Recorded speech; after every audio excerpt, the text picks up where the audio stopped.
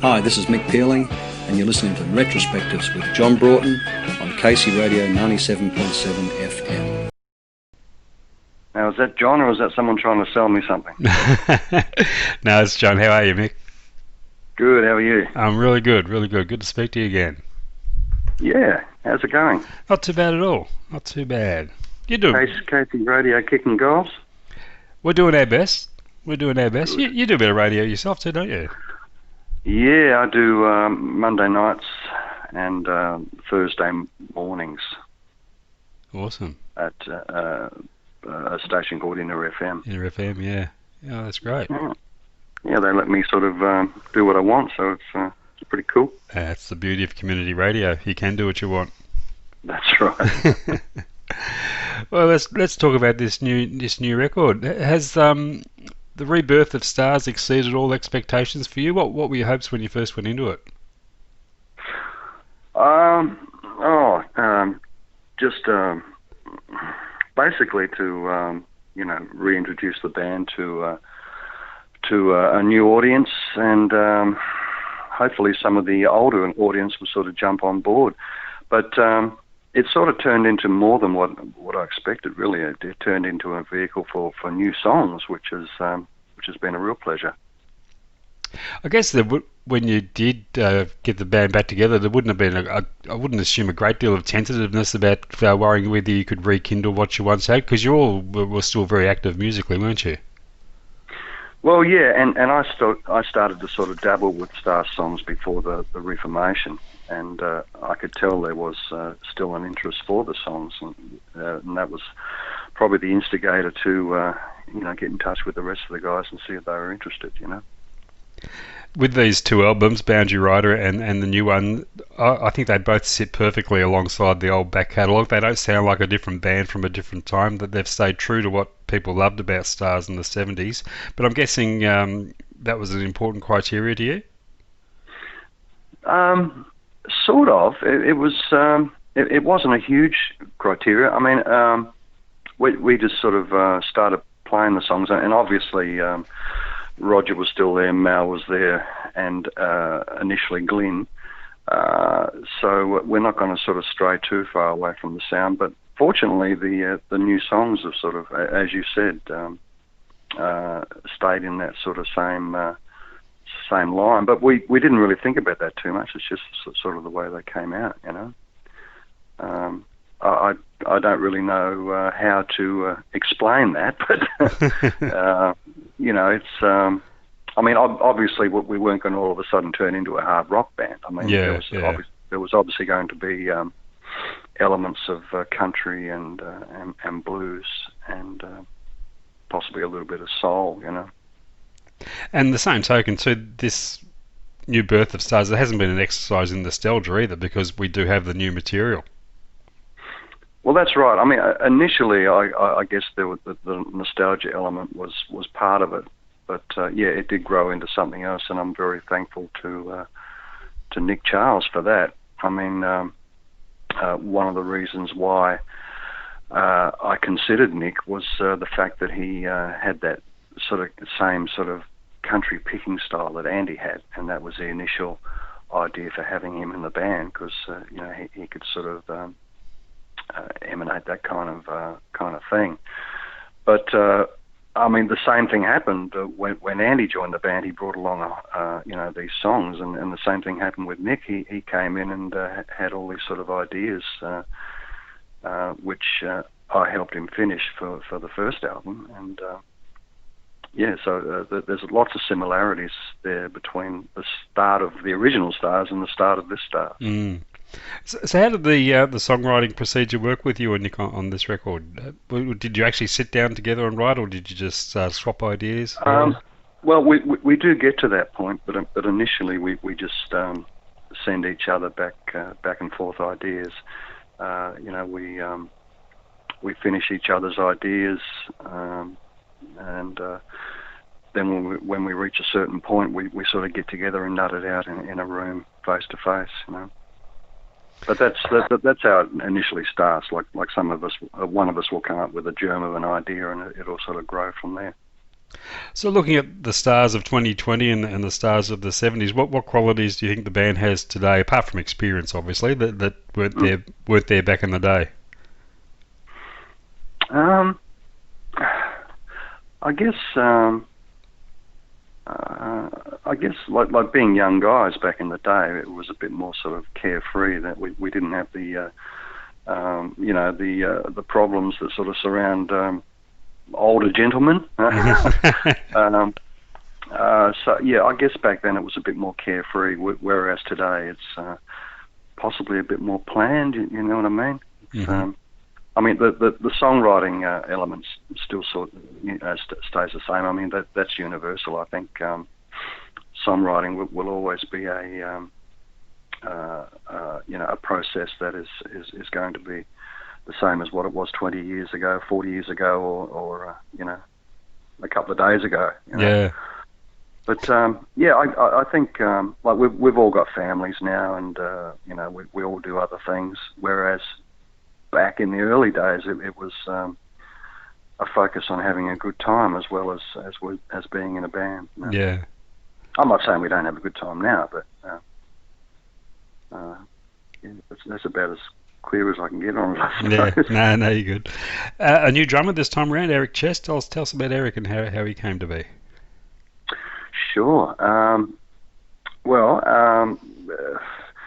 The commitments with Stars became a bit too much for Glen, and he was sort of he was having a bit of problem with his health as well. So we sort of made the decision that a new drummer was the way to go. Roger suggested Eric because he'd been working with Eric in another band, and he recommended Eric. Eric had he'd sort of semi-retired. He wasn't doing a lot of drumming at the time, but when we put it to him, he was more than keen. And he's a great drummer and also a good vibe. Very instinctive. Now, Glen did play on one track on the album, so was he still a part of the band at that point, and he walked, and this decision was made to leave during the recording of the album? No, it's Driving Hungry, which is the song that he plays on. That was recorded fairly early last year as a single and sort of a message saying that there was a new album coming out, kind of thing. And Glen was officially still in the band at that time. Ah, okay. So the change came after that. It's a great track to open the album with. It looks like a bit of an ode to the cab driver. Well, that's right. I mean, Nick came up with the idea of writing a song about driving cabs. He used to drive cabs, so he had a bit of experience there. And also my father drove cabs as well, so I sort of knew a bit of the vernacular, and we came up with the idea of a night driving cab driver, and all the people that he meets on the way, and the problems of being a cab driver and whatnot. So of the new songs, you've been doing a few shows recently. Which have been the ones that have been getting the strongest audience reaction? Oh, okay. Big Wet Long Dry is a good one. A lot of people sort of come back to me about that song. Mm-hmm. And also of late, the song Little Heaven has been sort of capturing people's imagination. I get a lot of feedback from that song as well. So those two, I think, and also live-wise, Learning How to Rock and Roll is a good one to play live. And the more sensitive people will get into the ballads as well. Yeah, I love Learning How to Rock and Roll. It seems a bit autobiographical. Is it a reflection on your feelings of getting the band back on the road again?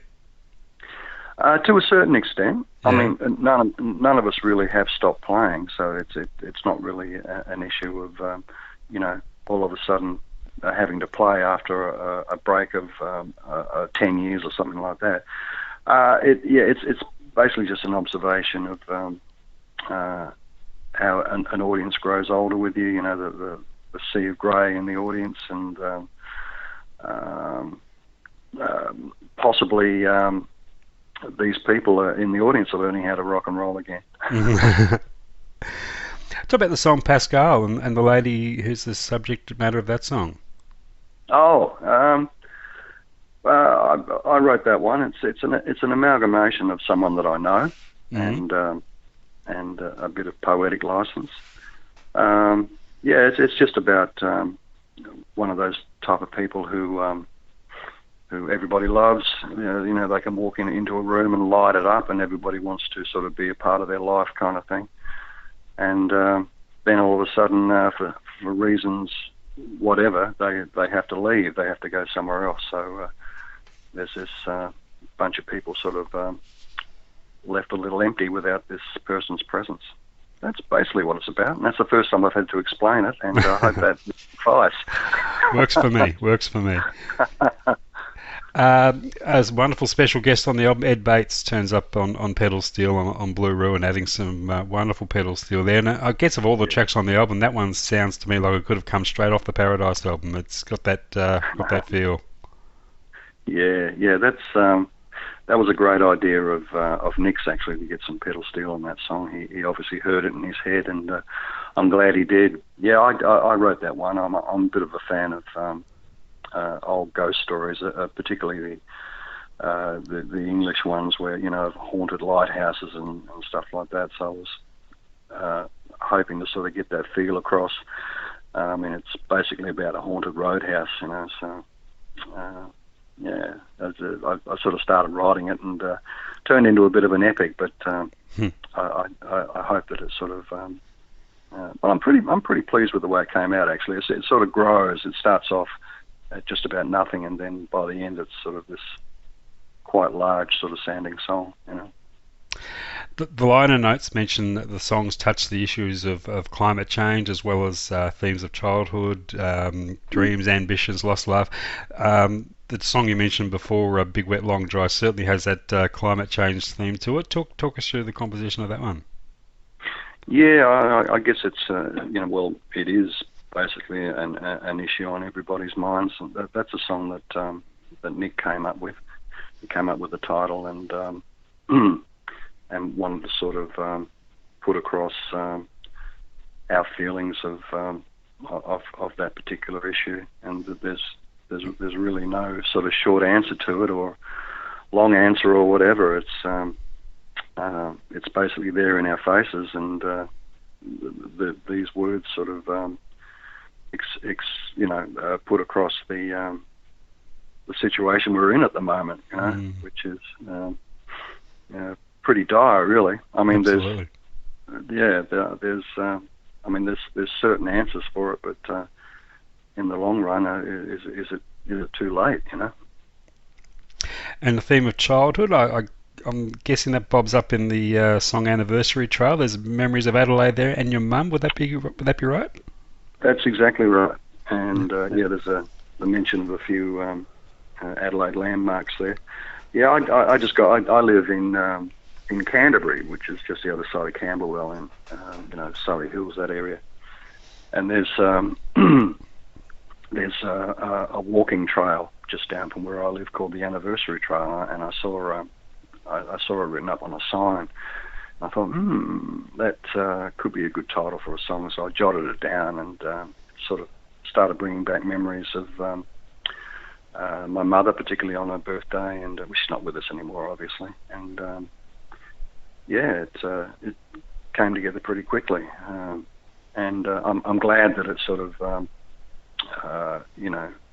sort of brought forth memories of early Adelaide for me, particularly growing up in the late 50s, early 60s. You've been doing a few recent shows for the album. You did one at the Garfield Picture Theatre a couple of weeks back, which sadly I missed, but which is a shame because it's only just not too far from us. But how did that one go? Oh, fantastic, man. I really didn't know what to expect. I mean, I'd seen photographs of the place on their website, and I thought, that this could be a very similar kind of thing to the Caravan Club. Not so much the Caravan Club now, but the old one. Caravan yeah. Club. And sure enough, when I got there, it was a restored picture theatre with all a lot of the old things about the old picture theatre still in place. And the guy running the place is a lovely guy. Fred, I think his name is, if memory serves me well. He actually lives there, and they're slowly restoring the whole place to its original look. And he's been using kind of tribute bands and cover bands and that kind of thing there. But he's sort of decided to start sort of branching out using original bands. And I think we were the first, and it was a pretty successful night. And one of but they like the Caravan Club, everything's there. The PA system's already there, the lights and everything, and it's a damn joy. I really wish the guy best with the venue. It's fantastic. Oh, it sounds awesome. I mean, you'd think sort of being out there, past Narnagoon or whatever, you'd think, are people going to show up? And sure enough, they did. Fantastic. Oh, I look forward to hopefully catching a gig there soon. Maybe you guys back there again, perhaps even. We have spoken about it already. So. Oh, yeah. Terrific. And gig-wise, what else is in store for the rest of 2020? We're doing some special shows in Adelaide in May. Mm. We're doing a kind of a it's, how do I explain it? It's for some kind of birthday. So I don't know too much about it at the moment, but it's some kind of anniversary celebrations in Adelaide, and they're using us as part of those celebrations. The show we're going to do is at the Arkaba Hotel, and it consists of a sit-down interview kind of thing to start the show for about an hour, us talking about our early days in Adelaide and the rest. And then the second part of the show will be a live show. So we're really looking forward to that one. And then in June we got some more shows in Melbourne. We're working on some other shows around the country at the moment. We sort of do it ourselves, so it's it's probably comes out a bit slower than what it would if we had the cigar chomping manager or something like that doing it all for us. But we hope to get everywhere with this record in Australia anyway. Yeah, look, it's a fantastic album, and look, congrats on album number 2 for Phase 2 of Stars. You're sounding fantastic. I've had the pleasure of seeing you guys a few times since the Reformation, and it's like you've never been gone. It's just fantastic. Oh, thank you, John. I appreciate that, man. Thanks again, Mick. It's been a pleasure catching up with you again, and all the best for the rest of 2020. Thank you, John. Cheers, mate. Cheers, mate. Bye-bye.